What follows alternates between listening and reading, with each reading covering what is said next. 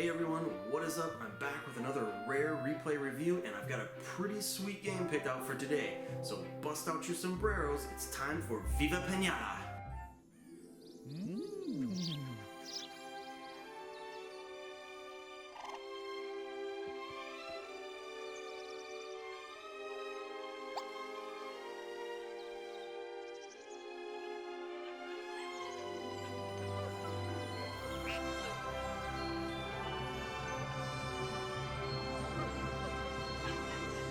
Viva Pinata, released in 2006, is an open-ended sandbox game that has you transforming a dumpy lot into a thriving garden.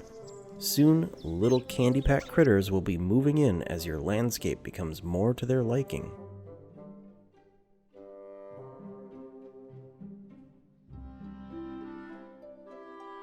Your two most used tools will be the shovel and the watering can.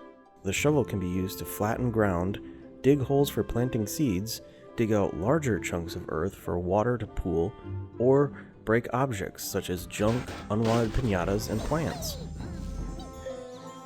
As you progress, you'll get various shovel handle upgrades that will allow you to deal more damage and get more things done around the garden.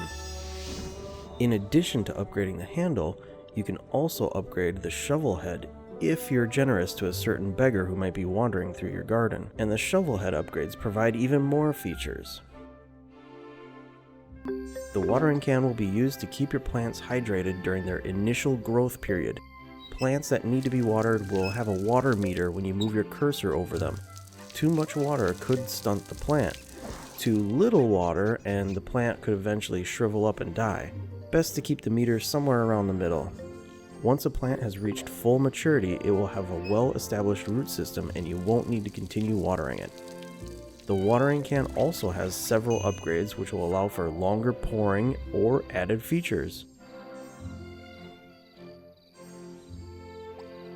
As the piñata creatures take residency in your garden, you will have the ability to name them and begin to work on breeding them when their proper conditions have been met.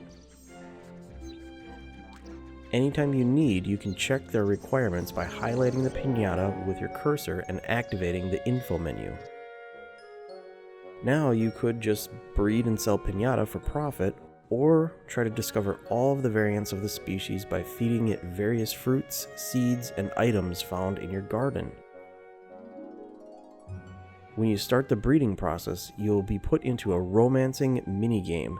Here, you'll need to navigate to the end of the path without touching the bombs. You do have a certain number of tries based on how many of this species have been residing in your garden. The more of this species in your garden, the fewer tries you will have to make it to the end. And the path will also increase in difficulty with harder to obtain species. The first time you breed a specific species of piñata, you'll get to watch their romance dance, which can be pretty silly and some oddly embarrassing.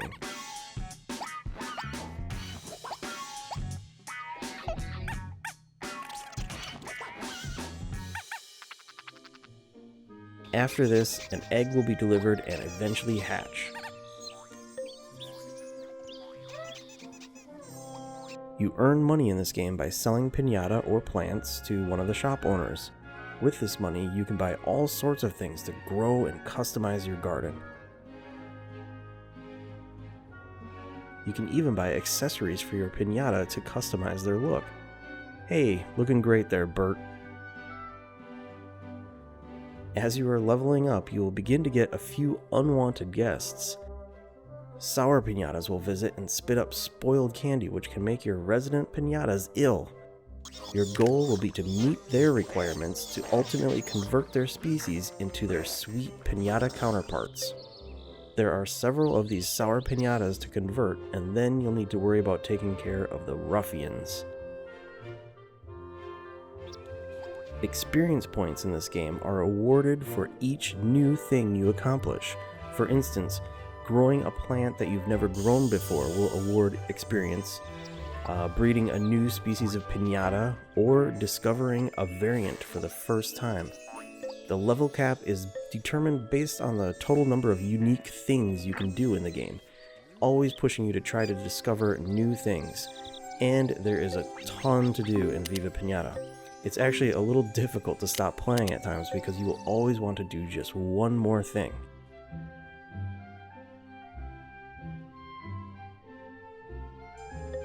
The game was quite successful and even had an animated Viva Pinata TV series of 52 episodes, which was created featuring many of the various pinata creatures from the game. No pinata's got more awards than you. Yeah, look, 5 winnies. The coveted golden barn pie. Oh, shucks, you guys. Overall, this is a great game with lots to do and nice visuals. My only complaints will be that sometimes there can be too many things happening in a new garden, and you'll constantly be interrupted with notifications of new visitors or congratulations on jobs well done. You've been awarded a...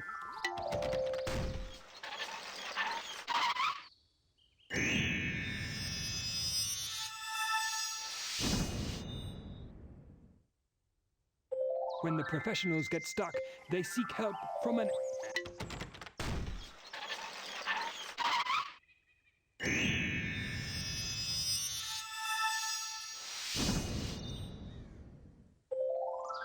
I'm going... Your gardening is improving. Well done. Alright, we get it, we're awesome. And the way the characters speak to you as if you're a child can seem a bit patronizing at times, and some of their speech feels a bit repetitive. Good morning. Can I interest you in something seedy? Oh, no, I don't mean like that. Viva Pinata is, in my opinion, the best new IP to come out of Rare since Microsoft's acquisition of the studio in 2002. Alright guys, thanks for watching. I will be releasing more Rare replay reviews, so stay tuned.